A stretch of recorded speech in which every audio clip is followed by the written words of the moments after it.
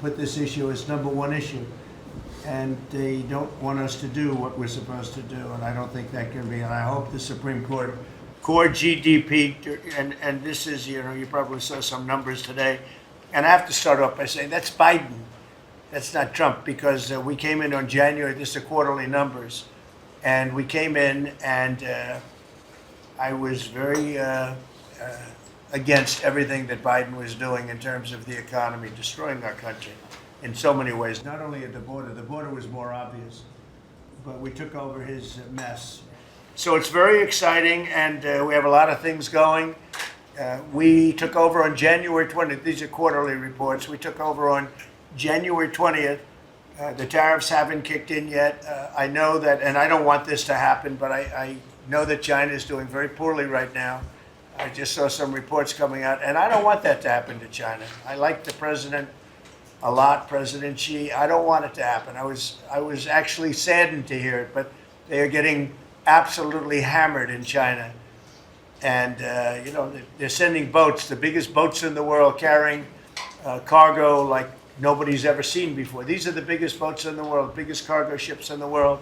And they're coming and they're turning around in the Pacific Ocean. They're doing a big U-turn and going back because they don't want the goods, because 145% tariff. But at a certain point, I hope we're going to make a deal with China. We're talking to China, but their factories are closing all over China because we're not taking their product. We don't want their product unless they're going to be fair with us. And that includes intellectual property and other things. There are a lot of things far beyond just buy, sell.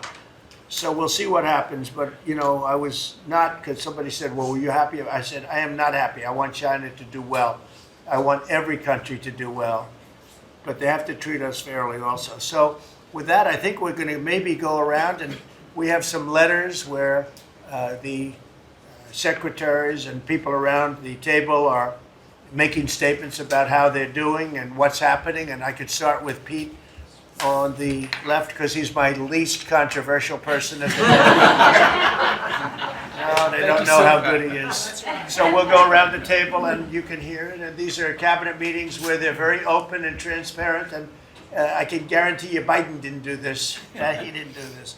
Go ahead, Pete. Well, Mr. President, I think we're controversial because we're over the target. And like so many things, Mr. President, you inherited a demoralized military that couldn't recruit, that was perceived as weak after what happened in Afghanistan and elsewhere because of Joe Biden. And what we have seen since your election and the inauguration has been nothing short of a recruiting renaissance. Decades, it hasn't been decades since we've seen this kind of recruiting in the Army, the Navy, the Marine Corps, the Air Force. The men and women of America want to join the United States military led by President Donald Trump. And the police, by the way. Absolutely. And fire.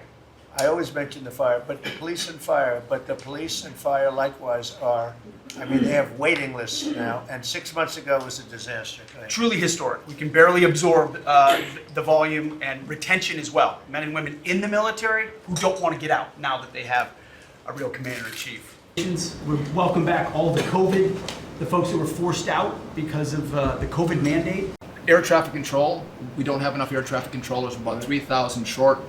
We're working on an agreement with the union, so when controllers become retirement eligible, we're going to cut a deal to try to get them to stay longer, stay in the tower.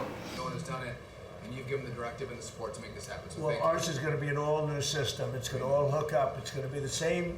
But the towers have horrible equipment. It's been renovated for years. The money they spent over the last 4 years, this Buttigieg did a horrible job.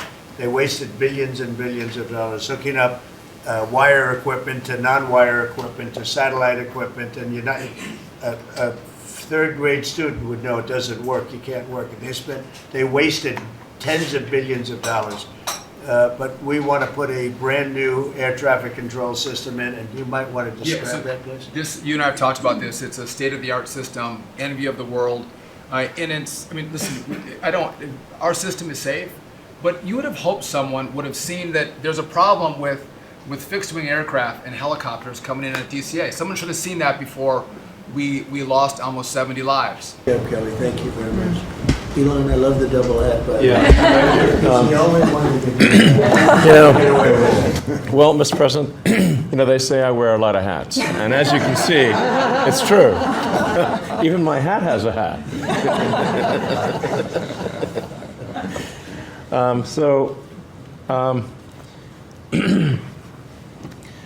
You know, the American people voted for secure borders, safe cities, and sensible spending. And that's what they've gotten. A tremendous amount has been accomplished in the first 100 days. As everyone has said, it's more than has been accomplished in any administration before, ever, period.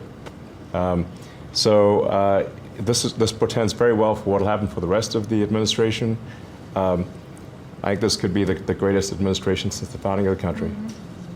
Well, we all want to thank you for your help, too. Yeah. You really have sacrificed a lot. Been treated very unfairly. Well, they do like to burn my cars, which is not great. You know, could be better. But you have been treated unfairly, but the vast majority of people in this country really respect and appreciate you, and this whole room can say that very strongly. You've really been a tremendous help. You opened up a lot of eyes as to what could be done, and we just want to thank you very much. And you know, you're invited to stay as long as you want. At some point, I guess he wants to get back home to his cars and his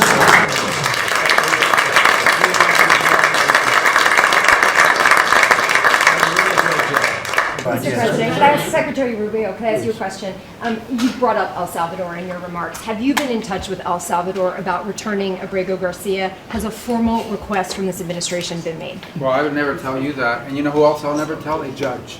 Because the conduct of our foreign policy belongs to the President of the United States and the executive branch, not some judge. So we will conduct foreign policy appropriately if we need to. But I'll never discuss it. And no one will ever make us discuss it because that's how foreign policy works. The Ukraine minerals deal is set to be signed in 24 hours or so. Is it true that the Ukraine minerals deal is about to be signed in the next 24 hours or so? There's some reports saying that. And if it's true, has the deal changed at all from the last time we heard about it? Well, I'll ask Scott to answer the question because he's responsible for it. Yeah, our side is ready to sign. Ukrainians decided last night to make some last-minute changes. We're sure that they will reconsider that, and we are ready to sign this afternoon if they are. Can you talk about those last-minute changes? What was removed or put in its place? Nothing's been removed. It's the same agreement that we agreed to on the weekend. No changes on our side. Just to put that in perspective, though, when I came here, I said, how much money have we given to Ukraine? The real number is about $350 billion. It's unthinkable. And we had no security. We had no nothing. We were just pouring money there, unsecured money, putting it in banks, and anybody could have taken it out. You know, anybody over there, it was their decision. I've never seen anything like it. Europe, on the other hand, which is obviously that whole situation is much more important to Europe because we have an ocean in between. But Europe gave about $100 billion. It's a lot of money. It's a big sacrifice they made also. But they gave much less than we did. And their money is secured, totally secured, by deposits in banks. The deposits are largely Russian deposits.